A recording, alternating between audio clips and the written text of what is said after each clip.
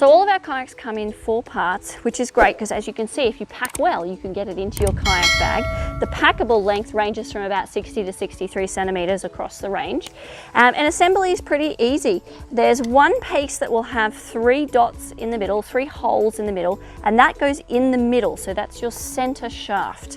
And the reason it's got 3 holes is it's what we call featherable. These are 60 degrees. So if you put it in the middle hole, it means your blades will be flat. And I'll show you what I'm talking about.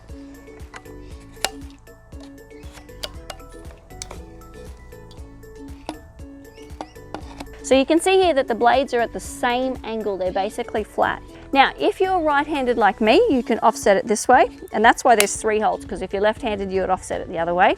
And what that basically means is when I lay it down now, you can see that they're not flat, okay? They are at an angle, 60-degree angle. Now I will hold the paddle with my right hand, loose grip. And when I do this stroke, this hand you see is just loose, and then the paddle moves, see, like that. And then I'm pushing with my right hand. So it allows you to rotate the paddle to get the best sort of grip, the most comfortable grip whilst you're paddling. But not everyone likes that, so you can paddle with it flat if you like. And just do a sort of a casual stroke like that. Okay, but it allows you to do 60-degree left-handed, 60-degree right-handed, and flat.